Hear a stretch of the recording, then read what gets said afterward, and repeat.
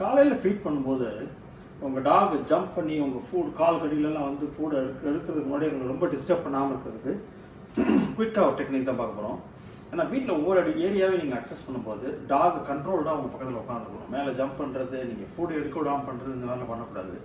அதை பண்ணுறதுக்கு நம்ம சூழ்நிலையவே யூஸ் பண்ணி எப்படி ஒரு குயிக்காக ஒரு இது பண்ண போகிறோம், ஒரு டெக்னிக்கை பண்ண போகிறோம் அப்படிங்கிறத நீங்கள் பார்க்க போகிறோம். இப்போ நான் எனக்கு ஸ்டே கமாண்ட் சொல்லி கொடுத்துருக்கேன். பட் என் ஃபுட்டை கையில் பார்த்து நிற்கிறான். இப்போ இம்பேஷண்ட் ஆகி இங்கே வந்திருக்கான். இப்போ ஃபுட் இங்கே இருக்குது. நான் இதுக்குள்ளேருந்து ஃபுட் எடுக்கணும். இப்போ நான் அவனுக்கு என்ன பிளான் பண்ணுறேன்னா, இந்த மாதிரி ஒரு 2 அடி இடம் தள்ளி இந்த பார்த்து ஜம்ப் பண்ணி கண்ட்ரோல் இல்லாமல் அப்படி சுற்றுறான்ல, இது எல்லாத்தையும் நீங்கள் சரி பண்ணணும்னா என்ன பண்ணணும் அப்படிங்கிறது தான் இப்போ பார்க்க போகிறோம். இந்த மாதிரி ஒரு ஸ்ட்ரிப் இருக்கிறதுல நான் இவனை அந்த பக்கம் உட்கார வைக்க போகிறேன். நான் ஃபுட் எடுத்துகிட்டு இங்கே வர வரைக்கும் அவன் என்கிட்ட வரக்கூடாது. அப்படி வரலைன்னா அதை நம்ம டீச் பண்ணணும். களி செட். இப்போ சிட் கமாண்ட் ஏற்கனவே நான் ஒரு வீடியோ பண்ணியிருக்கேன்.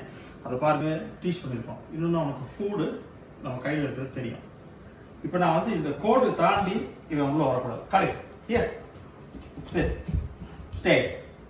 இப்போ ஸ்டே ஒரு தடவை நான் சொல்லிவிட்டு இவன் இப்போ உட்காந்துருக்கான்ல, அதுக்கு நான் இப்போ அதை அவாய்ட் பண்ணிவிட்டு நான் இப்போ என்ன பண்ணணும்னா, அந்த ஸ்டெப்ஸ் தான் ரொம்ப முக்கியம்.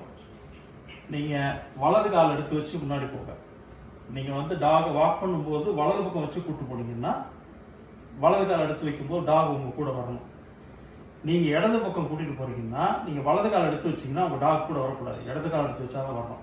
அது ஏன் என்னென்னு தனியாக ஒரு வீடியோ பண்ணுறேன். இப்போ நான் ஸ்டே பண்ண சொல்லிட்டேன். காலை ஸ்டே. இப்போ நான் டோரை ஓப்பன் பண்ணுறேன்.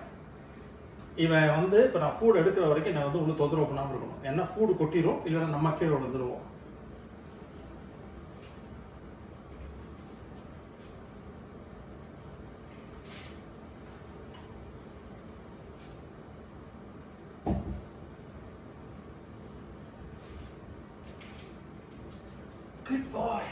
குட் பாய். நான் ஒரு 20 செகண்ட்ஸ் கொடுத்தேன். ஏன்னா அந்த ஸ்டே கமாண்டில் ஸ்ட்ராங் ஃபவுண்டேஷன் போட்டதுனால இது வந்து ரொம்ப நல்லா இருக்கு. ஓகே, இப்போ இது எப்படி டீச் பண்ணேன்னு நான் சொல்லிடுறேன். ஸ்டே கமாண்டில் திரும்ப ஒர்க் பண்ணது இந்த இடத்துல வச்சு, இவ்வளோதான் சிம்பிள் டெக்னிக். ஆனால் ஒருவேளை இவன் அந்த பிரேக் பண்ணி இப்படி இம்பேஷண்ட் ஆகி இப்போ உள்ளே போன மாதிரி இப்படி வந்தான்னா நான் என்ன பண்ணுவேன்னா, இந்த கதவை சாத்திட்டு, ஏன்னா ஃபுட்டை நோக்கி அங்கே தான் போகிறான். இந்த பக்கம் சைடில் இருக்க கதவை சாத்திட்டு ஃபுட்டை அப்படி கையில் வச்சுட்டு நான் இப்படி திரும்பி நின்றுப்பேன். நான் இப்படி திரும்பி நின்னேன்னா அவன் என்ன பண்ணுவான், இங்கே வருவான், கொஞ்ச நேரம் போராடி பார்த்துட்டு விட்டுட்டு போய் உட்காந்துருவான், இல்லை இங்கேயே உட்காந்துருவான். நம்ம திரும்ப கூப்பிட்டு போய் இங்கே விடணும். இதே மாதிரி ஒரு 2-3 தடவை பண்ணிட்டு பாருங்க, ஃபுட்டை ஃபுல்லாக நான் போட்டுட்டேன். இந்த ஸ்பேஸ் உங்களுக்கு கிடைக்கணும். இது ரொம்ப இம்பார்ட்டன்ட். Disciplining talk. ஏன்னா சின்ன குழந்தைக்கு நீங்கள் சாப்பாடு பண்ணும்போது அது உங்கள் காலுக்குள்ளே கைக்குள்ளெல்லாம் வந்து விழுந்துட்டே இருந்துச்சுன்னா அது எவ்வளோ டிஸ்டர்பன்ஸாக இருக்குமோ அதே மாதிரி தான் இது. சின்ன குழந்தைக்கு கொஞ்சம் விவரம் தெரிஞ்ச குழந்தைக்கு புரிய வச்சிடலாம். டாக் புரிய வைக்கிறது நம்ம செய்கையில் தான் புரிய வைக்கணும். பாருங்க, நான் இங்கே இருந்துட்டு நான் மறுபடியும் ஃபுட் ஆக்கி வச்சுட்டு நான் இங்கே இருக்கலாம். வேணும்னா அவரை சொல்லலாம். காலிக்கான்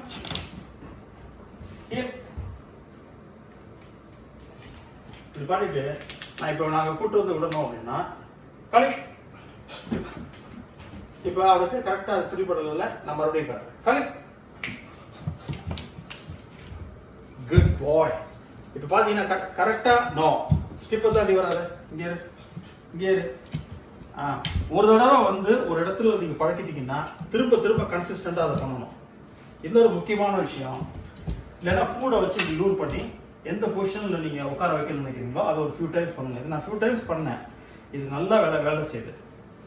முக்கியமான விஷயம், நீங்கள் ஃபுட் கொடுக்கும்போது நீங்கள் என்ன பண்ணுறீங்களோ அதே தான் உங்கள் வீட்டில் இருக்கவங்களும் செய்யணும். நீங்கள் மட்டும் இது மாதிரி பண்ணிவிட்டு வீட்டில் இருக்கவங்க வேறு மாதிரி பண்ணாங்கன்னா இப்போ வராமல் இருக்க ஃப்ரெண்டில் நான் மறுபடியும் பொறுமை இழக்காம களி. நோ உட்காரியா சரி. இதே ஒரு ப்ராக்டிஸ் செஷன் தான். இப்போ பாருங்க, நான் கையில் ஃபீட் பண்ணுறேன். எனக்கு உங்களுக்கு ஒரு கனெக்டிவிட்டி இருக்குது. இது ஒரு 5 மினிட்ஸ் செஷனாக ஒருவேளை சாப்பாட்டில் நீங்கள் பண்ணுங்கள். அதே மாதிரி ஒரு 2-3 டேஸ் பண்ணிங்கன்னா ஆட்டோமேட்டிக்காக பாருங்க இந்த ஸ்பேஸ் உங்களுக்கு கிடைக்கும். நான் எல்லாம் செய்யலாம். இந்த கராஜ், கார் டோர், கதவை திறக்கலாம். கதவை திறந்துட்டு நான் இங்கே நிற்கலாம். இவன் ரன் பண்ண ஓட மாட்டான். இப்போ நான் எனக்கு எல்லாத்தையும் சூழ்நிலையை யூஸ் பண்ணி டீச் பண்ணுறேன். இந்த டிப் வந்து உங்களுக்கு ரொம்ப ஹெல்ப்ஃபுல்லாக இருக்கும்னு நினைக்கிறேன். இப்போ நான் தொடர்ந்து உங்களை ஃபீட் பண்ண போகிறேன். கரெக்ட். இப்போ இந்த மாதிரி ஷேக்கியாக இருக்கும்போது ஒரு மாதிரி அன்சர்டனாக இருக்கும்போது நம்ம ஃபீட் பண்ணோம்னா திரும்ப அதே செய்வோம். சாலிடாக ஸ்டேனா சாலிடாக அப்படியே இருக்கணும். இப்படி பொறுமையில வந்து மூவ் பண்ணலாம் கூடாது.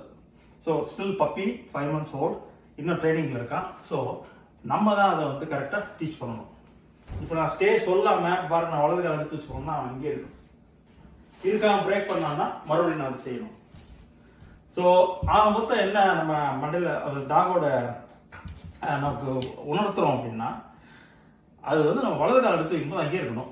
நம்ம சொன்னாலும் ஸ்டே சொன்னாலும் அங்கேயே இருக்கணும். நம்ம ஃபுட் ஏதாவது பண்ணும்போது எடுக்கும்போது நம்ம டிஸ்டர்ப் பண்ணக்கூடாது. இதே மாதிரி தான் நீங்கள் வந்து ஒரு பாத்ரூம் திறந்து வாஷிங் மிஷினில் கைகள் விடுறீங்க. அப்போ உள்ளே வந்து டாக் வந்து ஸ்டே, உள்ளே இருக்கிற தண்ணியோ எதையோ குடிச்சிடக்கூடாது. சரியா? அந்த மாதிரி எதுவும் பண்ணிடக்கூடாது உங்களுக்கு தெரியாமல். பாத்ரூம்குள்ளே நீங்கள் உள்ளே போய் கைகள் விடுறீங்கன்னா இப்படி தனியாக வெளியில் உட்காந்துருக்கணும். நீங்கள் பாட்டுக்கு உங்கள் வேலையை செய்யணும். ஸோ இந்த மாதிரியான கண்ட்ரோலாக சொல்லி கொடுத்தீங்கன்னா டாகுக்கு பவுண்டரிஸ், வீட்டுக்குள்ளே அதோடைய எல்லைகள் என்னென்ன அப்படிங்கிறது கிளியராக உங்களால் உணர்த்தப்படும். இப்போ ஃபுட் அங்கே விழுந்துச்சு, போய் எடுத்துட்டான், பரவாயில்ல, பட் அவன் இங்கே திரும்ப வரணும். குட் பாய்.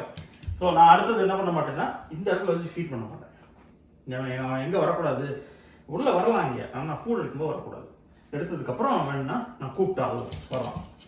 இப்போ அவன் வெயிட் பண்ணுறான், கொஞ்சம் நேரம் வெயிட் பண்ண வச்சு, ஒரு ஃபியூ செகண்ட்ஸ் வெயிட் பண்ண வச்சு, அங்கே வெயிட் பண்ணுறது ரொம்ப முக்கியம் இருக்கிறது உணர்த்திடலாம்.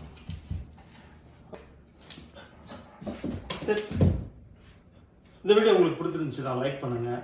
உங்கள் ஃப்ரெண்ட்ஸுக்கு யாருக்காவது உபயோகமாக இருக்குன்னு தோணுச்சுன்னா ஷேர் பண்ணுங்கள். உங்களுக்கு விருப்பம் இருந்தால் நீங்கள் சப்ஸ்கிரைப் பண்ணலாம்.